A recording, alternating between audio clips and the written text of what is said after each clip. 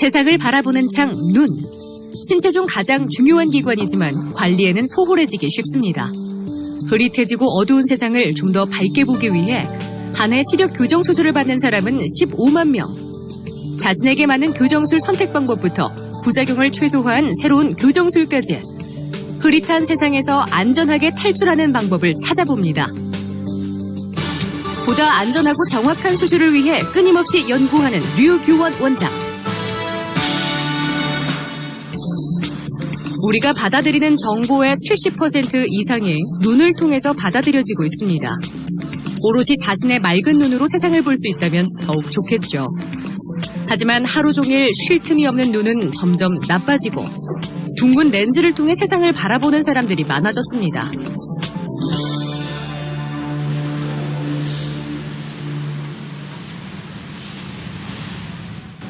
(5년) 전부터 콘택트 렌즈를 착용했다는 김미정 씨. 하지만 불편함 때문에 시력 교정술을 앞두고 있습니다. 원래 눈이 건조한 데다가 렌즈 끼니까 더 건조하고 이제 처음에는 낄 때는 괜찮은데 이제 시간 지나면은 뻑뻑하고. 안경이나 콘택트 렌즈를 끼지 않고 김미정 씨의 순수한 눈으로 바라본 세상은 어떨까요? 미정 씨는 멀리 있는 것은 보기 어려운 근시에다가 난시가 심해 초점이 잘 맞지 않아 흐리게 보이는 상태입니다. 시력 교정술을 받기 위해 온 환자들 대부분은 근시가 원인입니다.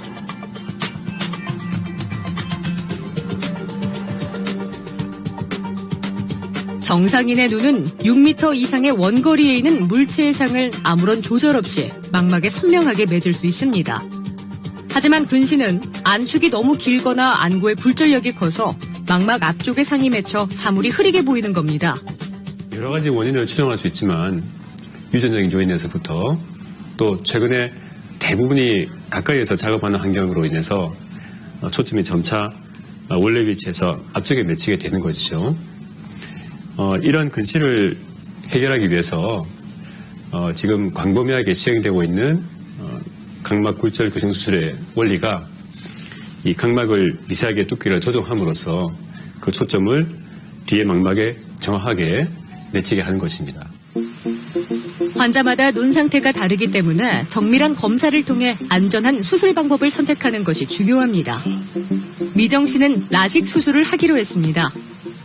라식 수술은 각막의 절편을 만들어 시력을 교정한 후 다시 덮는 방식입니다. 빠르고 작은 레이저를 이용해 각막 표면에 얇은 뚜껑 같은 절편을 만듭니다.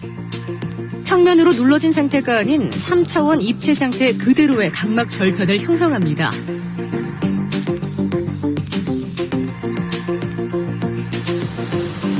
일정한 두께의 각막 절편을 만들어낸 후 그 아래 각막 실질층에 엑시머 레이저를 조사합니다. 계산된 도수만큼 깎은 후 다시 절편을 덮습니다. 라식은 각막 상피에 손상을 주지 않아 시술 후 통증이 적고 시력 회복도 빠릅니다. 각막 뚜껑을 만들어서 엑시머 레이저를 이용해서 개개인의 도수만큼 교정을 하는 원리인데 초창기 라식은 각막 뚜껑을 기계적인 방식에 의존했습니다. 그런데 지금은 레이저 장비를 이용해서 원하는 두께만큼 오차 없이 안전하게 만들 수 있기 때문에 초기 라식보다는 훨씬 안전한 시기에 접어들었다고 보시면 됩니다.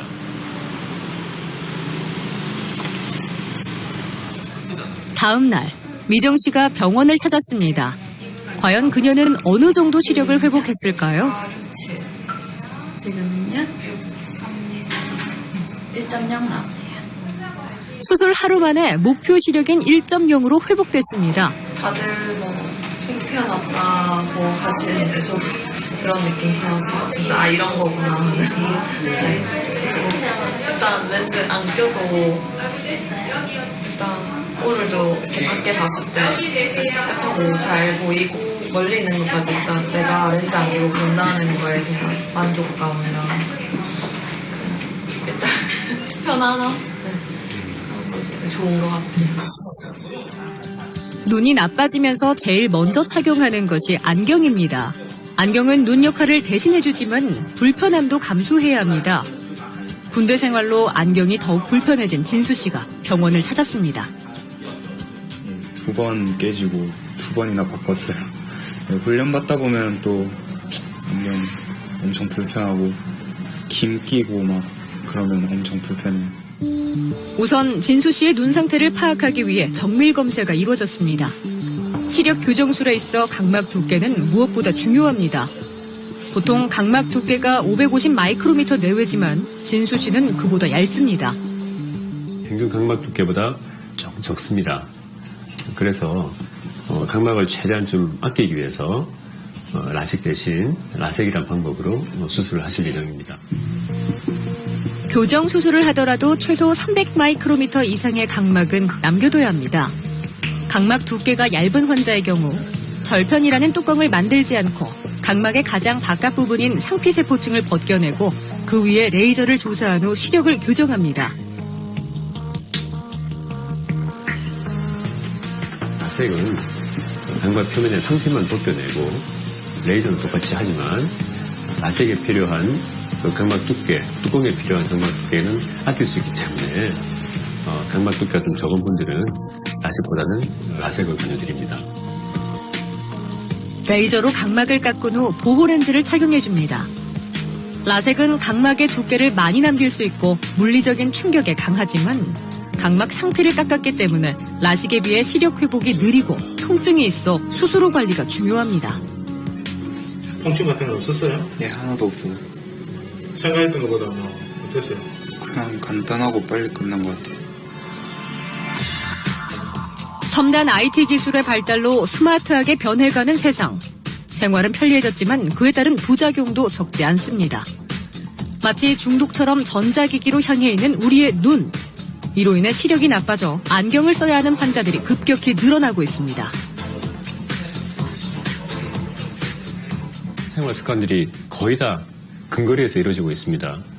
컴퓨터부터 요즘 스마트폰까지 또 독서, 여러 학업까지 거의 다 가까운 거리에서 이루어지기 때문에 우리의 시각은 거기에 맞춰질 수밖에 없고 분명히 조건이 똑같은 상황에서 그런 근거리 작업이 집중적으로 이루어질 경우 눈의 도수 자체는 근시적으로 갈 수밖에 없는 환경입니다. 점점 흐릿해져가는 세상. 그런 만큼 시력 교정술에 대한 관심도 늘어나고 있습니다. 하지만 수술에 대한 불안감으로 망설이는 사람도 적지 않습니다. 그 뒷번짐이라든가 안구 건조증이라든가 그런 게 있다고 이제 주변에서 얘기를 들어서 그런 경우에는 그게 이제 지속이 된다 하더라고요. 나중에 혹시 모를 시력이 나빠지거나 아예 안 보인다거나 그런 혹시 모를 문제가 있기 때문에 그런 미래에 대한 불확성에 대해서 많이 걱정을 하고 있습니다. 과연 부작용 없이 안전하게 수술을 받는 방법은 무엇일까요? 제일 중요한 레이저의 경우 이전 장비보다 훨씬 넓은 존을 더 부드럽게, 더 정밀하게 조사할 수 있습니다. 그리고 레이저를 조사할 때 눈의 미세한 움직임도 추적하는 그런 추적 장치가 훨씬 업그레이드 됐기 때문에 눈이 무의식적으로 움직이는 것보다 훨씬 빠른 속도로 추적을 할 수 있게 되고 초기 라식에 비해서는 훨씬 그 장비에 의한 오차는 거의 없다고 할 정도로 발전의 단계에 도달한 것 같습니다. 의료기술의 발전으로 장비에 의한 부작용은 줄었습니다. 무수한 정보의 홍수 속에 안전하게 시력 교정 수술을 받기 위해선 체계적이고 세밀한 사전 검사가 필수적입니다. 각막의 두께, 전방, 수정체 등의 전환부를 분석하는 전환부 단층 촬영부터 두 눈을 동시에 뜬 채 자연스러운 환경에서 굴절 수치를 검사하는 양안시 굴절 검사. 기존의 한쪽 눈을 가리고 했던 것보다 실제 시력에 가깝게 미세한 차이까지 검사할 수 있습니다. 그 보수만큼 교정을 해야 되는데 이제 정확히 검사가 안 되면은 이제 더 깎거나 덜 깎거나 하게 되는데 그렇게 되면은 수술하고 나서 잘 안 보이게 되는 경우가 생깁니다. 네, 그래서 최대한 정확한 검사가 중요한 거죠. 첨단 장비의 발전으로 미세하고 정확한 검사가 가능해졌습니다. 무산동으로 망막의 80% 이상 검사가 가능한 무산동 광각 안저 촬영. 짧은 시간에 환자의 망막 상태를 면밀하게 체크할 수 있습니다. 시력 교정 수술을 하기 전에 50여 가지가 넘는 검사가 진행됩니다. 지피지기면 백전백승이라는 말이 있듯이 세밀한 검사로 환자의 눈 상태를 정확하게 파악하고 상담을 통해 환자의 세세한 일상생활까지 고려해 거기에 가장 적합한 시력 교정술을 하는 것이 부작용은 최소화하고 수술 성공률은 높이는 것입니다.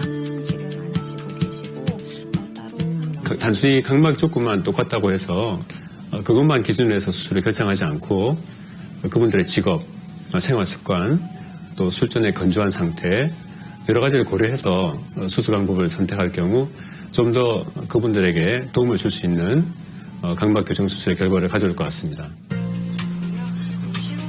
시력 교정 수술을 한 후 가장 흔히 나타나는 불편한 증상 중 하나가 바로 안구 건조증입니다. 사실 수술 안 하신 분들도 저희가 검사를 해보면은 워낙 건조한 실내 환경에서 컴퓨터, 모바일 폰 등 집중 작업을 많이 하시기 때문에 대부분 어느 정도 건조 환경에 노출되어 있으십니다.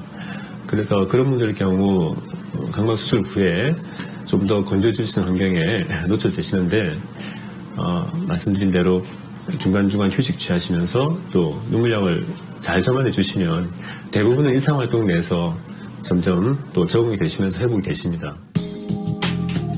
자가혈청 안약으로 안구 건조증을 치료할 수 있습니다.